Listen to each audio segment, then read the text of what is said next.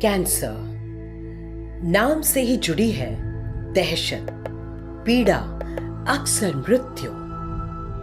Cancer कोशिकाएं हमारे अंदर छिपी दुश्मन, धूर्त, ताकतवर। वो छिपना जानती हैं, गुमराह करती हैं और कमजोर करके अतिक्रमण, आक्रमण।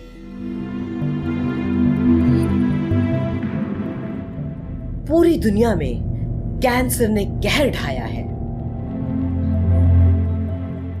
लेकिन ये कहानी है उम्मीद की। कहानी कैंसर और कैंसर के इलाज को एक बिल्कुल नई नजर से देखने की।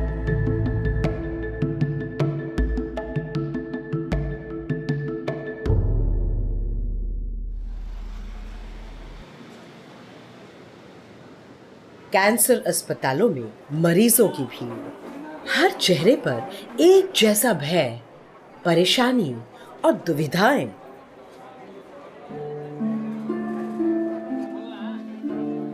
भारत में हर साल कैंसर रोगियों की लिस्ट में कोई 15 लाख नए मरीज जुड़ जाते हैं। इनमें से अधिकांश का कैंसर काफी फैल चुका होता है।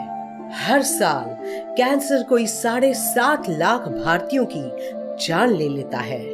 इनमें 1 लाख महिलाएं जिनकी मौत का कारण होता है योनि द्वार का कैंसर, सर्वाइकल कैंसर यानी बच्चेदानी के मुंह का cancer. So we thought, why not we start with our cervical cancer, which is a leading cause of cancer-related death in India. Her 8 minute में हमारे देश में एक औरत जो है एक सर्वाइकल कैंसर से उनकी डेथ होती है। सर्वाइकल कैंसर गांव की महिलाओं की मुसीबत। कम उम्र में शादी, माहवारी के समय न साफ सफाई की जानकारी न सुविधा, साथ में कुपोषण, बार बार गर्भधारण और लंबे समय चलने वाले HPV संक्रमण। बात और बिगड़ती है इसलिए कि सर्वाइकल कैंसर का पता अक्सर तब चलता है जब वो बहुत फैल चुका होता है। 80% ऑफ कैंसर्स इन जनरल हमारे कंट्री में लेट आते हैं, इनमें सर्वाइकल कैंसर भी है। हमने पूरे वर्ल्ड को पोलियो मुक्त कर दिया, स्मॉल पॉक्स मुक्त कर दिया, तो सर्वाइकल कैंसर मुक्त क्यों नहीं कर सकते?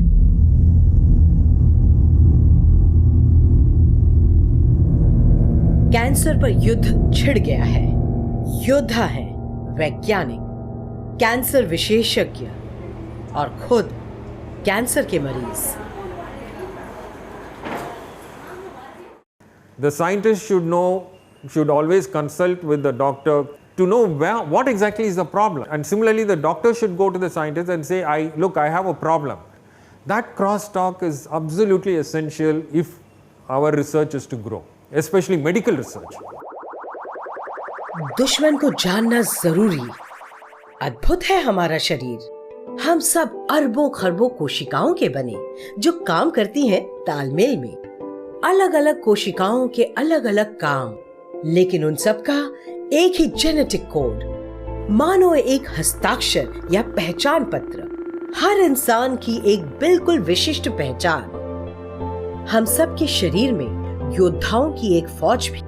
हमारी रोग प्रतिरक्षा प्रणाली, इम्यून सिस्टम, दुश्मनों से लड़ने को हमेशा तत्पर। ये योद्धा शरीर की गश्त करते हैं। कोई पराया यहाँ बर्दाश्त नहीं। रोगाणु, मृत कोशिकाएं, उनको नष्ट करना इनका काम। लेकिन कैंसर कोशिकाएं धूर्त और भ्रष्ट, अपने से अपने अंदर जन्मी। ये योद्धाओं को चकमा देती हैं।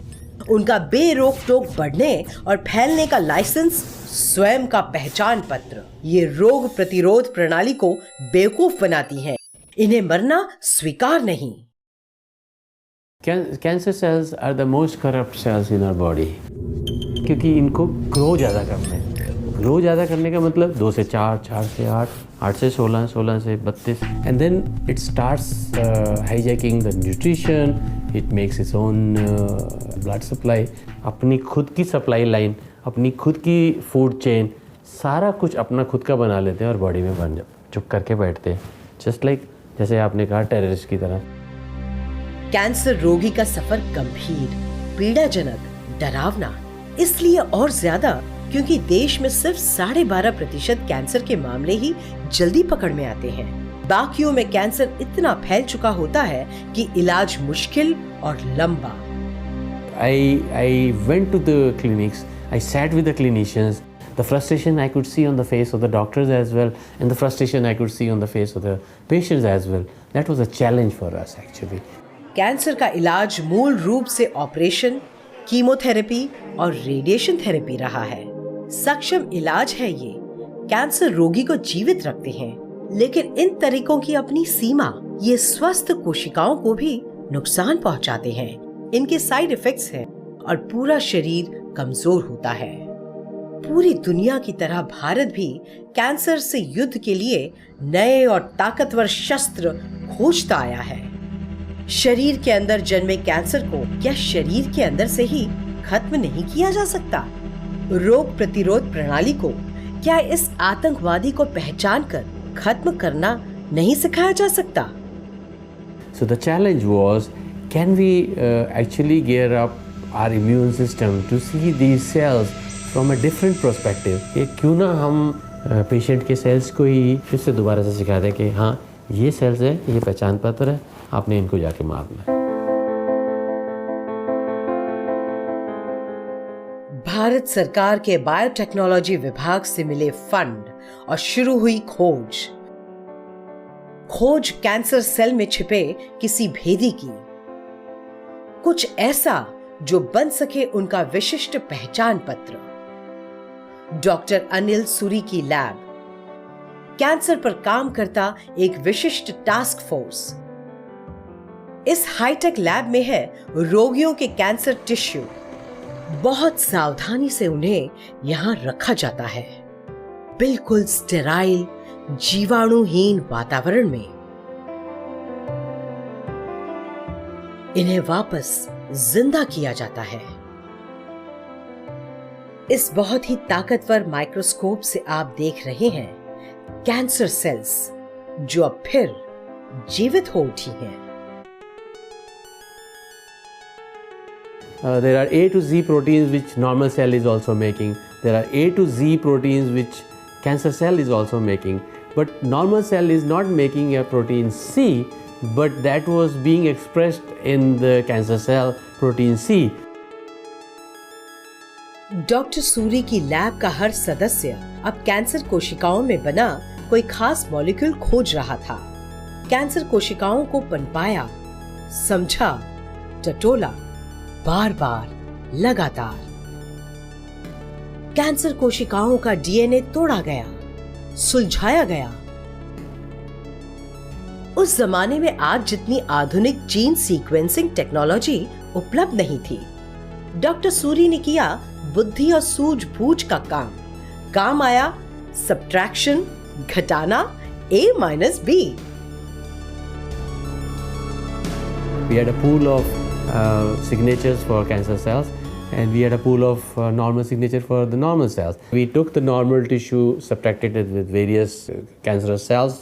So one of these signatures that we found out was the SPAG9, which was expressed in the cancer cells. सामने आया SPAG9, कैंसर कोशिकाओं का एक प्रोटीन, कैंसर कोशिकाओं का पहचान पत्र।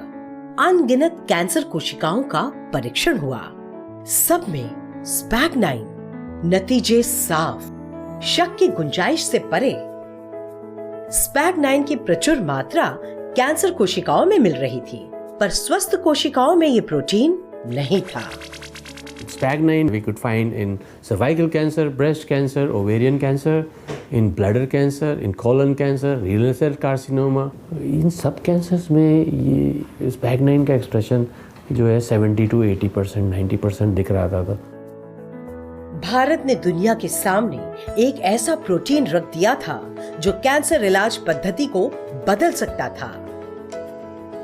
SPAG9 के लिए पेटेंट मिलने में समय लगा, लेकिन वो मिला। राष्ट्रीय प्रतिरक्षा विज्ञान संस्थान और बायोटेक्नोलॉजी विभाग के लिए ये एक बड़ी उपलब्धि थी।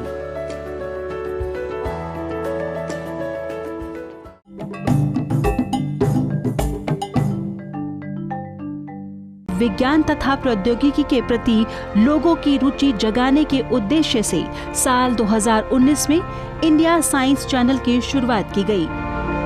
विज्ञान और प्रौद्योगिकी विभाग द्वारा शुरू किया गया इंटरनेट आधारित ये विज्ञान वेब चैनल विभाग के स्वायत्त संस्थान विज्ञान प्रसार द्वारा संचालित किया जा रहा है। इस चैनल पर विज्ञान पर आधारित डॉक्यूमेंट्रीज, ताज़ा विषयों पर स्टूडियो चर्चा, साक्षात्कार और हर आयु वर्ग को आकर्षित करने वाली विज्ञान लघु फिल्में और साप्ताहिक कार्यक्रम प्रसारित किए जा रहे हैं। सोशल मीडिया और इंटरनेट की पहुंच आज हर जगह, हर व्यक्ति तक है। ऐसे में देश में वैज्ञानिक चेतना के प्रसार के लिए ये माध्यम सबसे उपयुक्त कहा जा सकता है।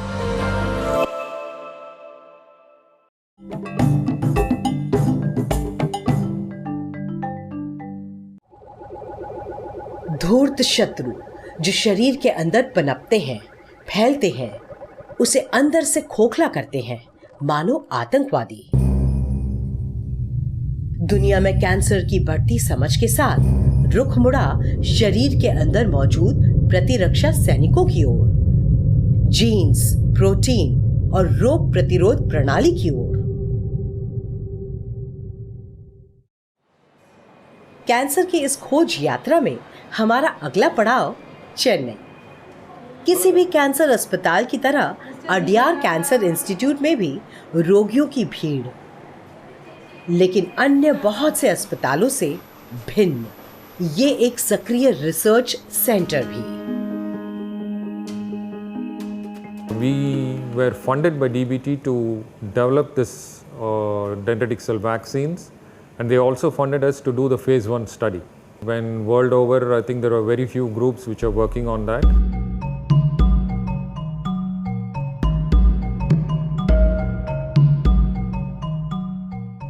डेंड्राइटिक सेल्स विशेष प्रतिरक्षा कोशिकाएं हैं, मानो ऐसी टीचर कोशिकाएं जो शरीर की योद्धा टी कोशिकाओं को दुश्मनों को ढूंढना, पहचानना और नष्ट करना सिखाती हैं।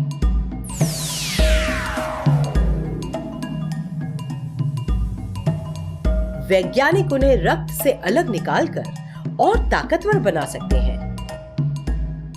उनके साथ विशेष प्रोटीन भी जोड़ सकते हैं। इस तरह लैब में तैयार डेंड्राइटिक सेल्स मरीज के शरीर में वापस डाली जा सकती हैं। लेकिन क्या ये डेंड्राइटिक कोशिकाएं मरीज को किसी तरह की हानि तो नहीं पहुंचाती? क्या वो सुरक्षित हैं? अडयार में डेंड्राइटिक सेल वैक्सीन के परीक्षण के पहले चरण में 14 सर्वाइकल कैंसर मरीज शामिल हुए। हर महिला का कैंसर योनि द्वार से बहुत दूर तक फैल चुका था। कैंसर की इस स्टेज में ऑपरेशन असंभव था और उपचार की आशा बहुत कम। The 3 arms, what Department of Biotechnology wanted us to do was one arm would receive only saline. This is the placebo. दूसरे हिस्से की महिलाओं को मिलनी थी विकसित डेंड्राइटिक सेल्स जिनमें कोई प्रोटीन नहीं जोड़ा गया हो, और तीसरे हिस्से की महिलाओं को विकसित डेंड्राइटिक सेल्स जिनमें उनके अपने कैंसर प्रोटीन जोड़े गए थे। तीसरे हिस्से के हर मरीज के ट्यूमर से प्रोटीन अलग किए गए। फिर उसी मरीज की विकसित डेंड्राइटिक कोशिकाओं में ये कैंसर प्रोटीन जोड़े गए। इस तरह तैयार डेंड्राइटिक वैक्सीन का इंजेक्शन मरीज को दिया गया। कोई नहीं जानता था कि कौन किस ग्रुप में। क्या ये कोशिकाएं मरीज को नुकसान पहुंचाएंगी? क्या इस इलाज पद्धति का कोई दुष्परिणाम हो सकता है? उस समय यही बड़े सवाल थे। फेज 1 सफल रहा। डेंड्राइटिक सेल वैक्सीन के किसी भी मरीज पर कोई दुष्प्रभाव नहीं थे। मरीजों को कीमोथेरेपी जारी रखने की सलाह देकर डिस्चार्ज कर दिया गया। इस ट्रायल के 1 वर्ष बाद हुआ कुछ अप्रत्याशित। उस ट्रायल में शामिल एक महिला वापस अस्पताल आई। बात चौंकाने वाली थी, क्योंकि उनकी तो जिंदा होने की आशा ही नहीं थी। We thought we had lost her, and to our surprise, she was alive. It was again a Saturday, I remember that day very well. And then when I came, I got a call from sir and he said, you know what, she's come back. And I was a little, you better go and get the blood sample from her. It's worth a try because this has never been done in a... This patient is still alive more than 10 years. And this is the patient who actually received the proper dendritic cell vaccine because it had been primed with her own tumor protein. She walks back in 2007 in the clinic and her lung lesion which was coming from the chest outside totally cleared.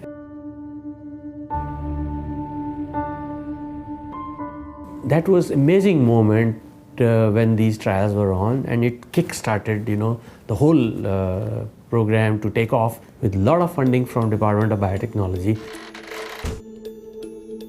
NII, doctor Suri की lab SPAG9 के patent से lace और dendritic cell vaccine की अनोखी सफलता से त्वरित दल ने रिसर्च गहरा दी। अब डेंड्राइटिक सेल्स को विकसित कर उनमें SPAG9 जोड़ा गया। इस वैक्सीन को तेजी से बढ़ती कैंसर कोशिकाओं में डाला गया।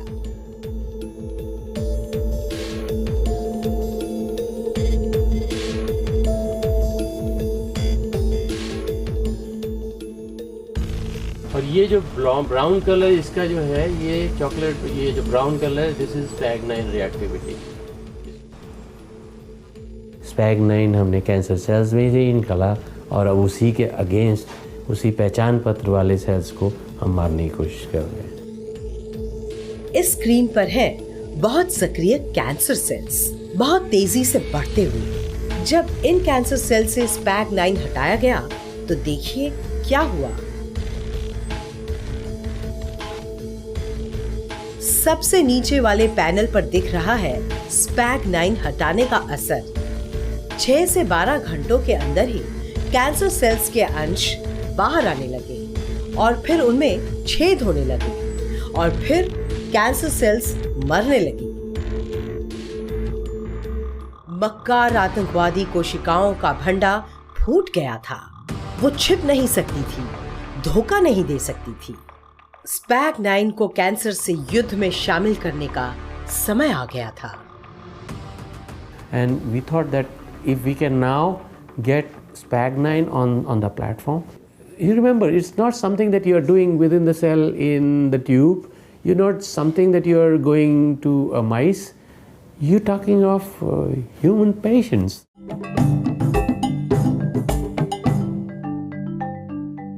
विज्ञान तथा प्रौद्योगिकी के प्रति लोगों की रुचि जगाने के उद्देश्य से साल 2019 में इंडिया साइंस चैनल की शुरुआत की गई।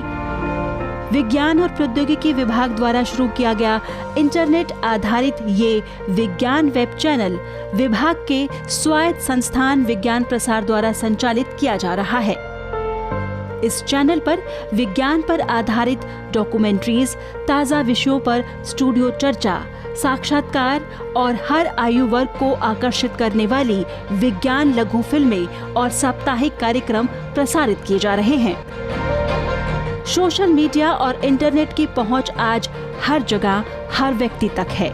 ऐसे में देश में वैज्ञानिक चेतना के प्रसार के लिए ये माध्यम सबसे उपयुक्त कहा जा सकता है।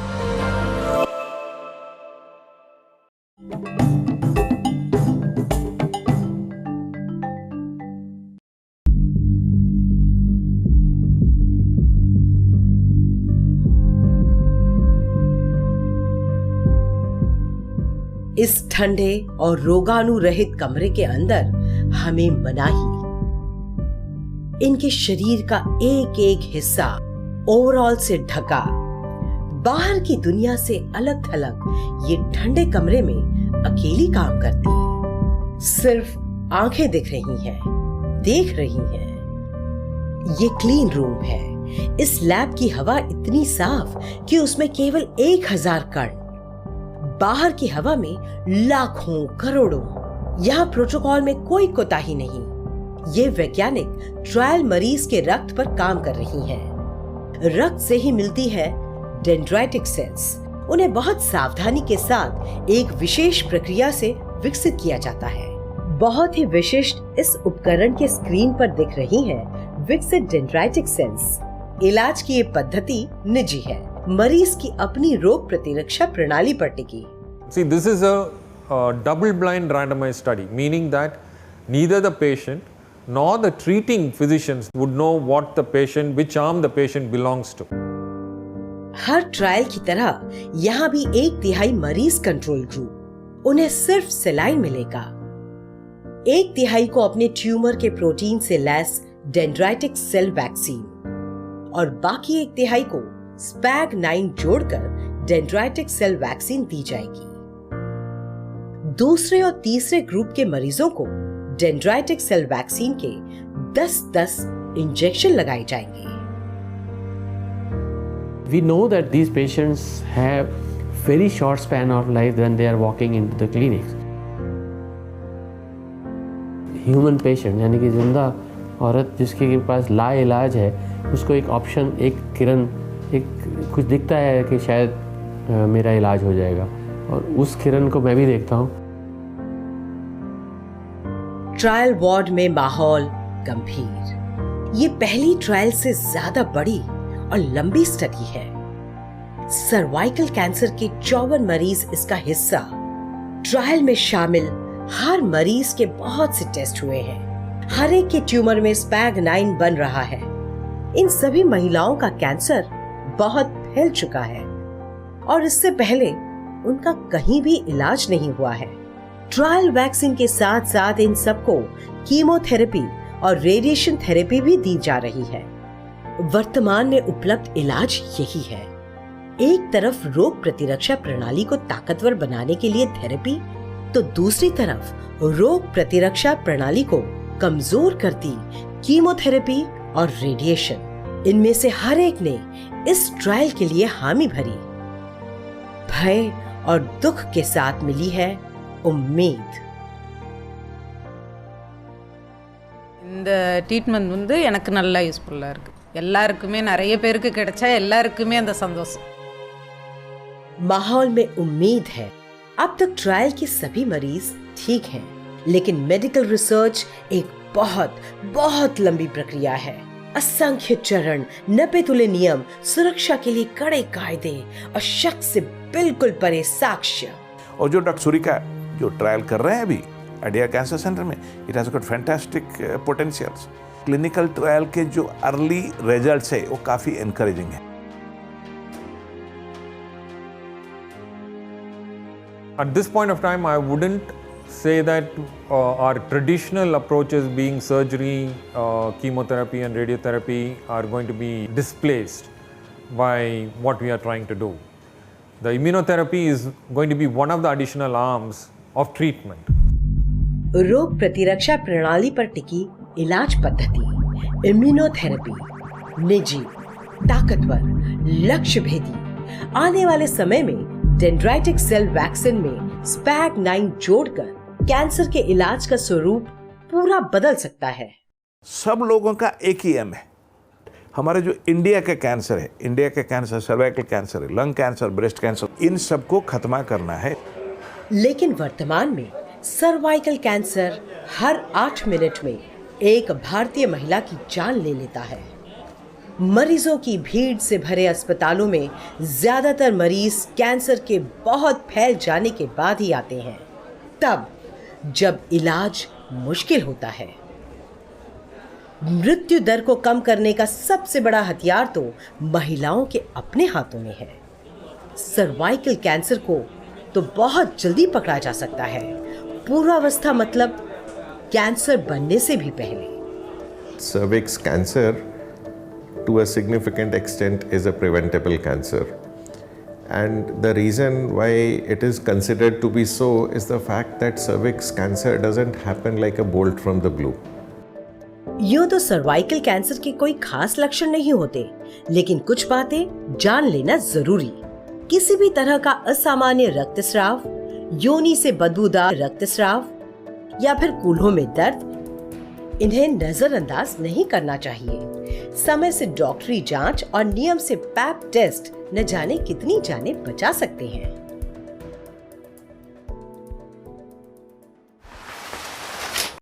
दूसरे कैंसर्स की तरह स्टेज 1, 2, 3 और 4 में होता है। In stage 1, the cure rate will be upwards of 90% or 95%. In stage 2, it will be about 70 to 80%. In stage 3 now, we would have cure rates of about 50% or 50 to 60%. All of us need to become more comfortable with our bodies. Denial में नहीं रहना कि जो है अगर कुछ symptom हो रहा है, मेरे को प्रॉब्लम हो रही है तो क्या पता कैंसर निकल जाए तो टेस्ट ही ना कराऊं, ऐसा नहीं होना चाहिए। कैंसर को हराना संभव है। जल्दी पकड़ो, बढ़ने मत दो और इलाज कराओ। यही है रणभेरी। One target focus strategy is the ultimate goal. It could be a game changer for making India effort in our own country. Lab में वैज्ञानिक अपनी शोध गहरा रहे हैं। कैंसर से लड़ने के लिए और सक्षम इलाज ढूंढ रहे हैं। पूरी दुनिया सांस रोके प्रतीक्षा में उम्मीद जगी है। क्या यही वो ब्रह्मास्त्र जो आने वाले समय में कैंसर का अंत करेगा?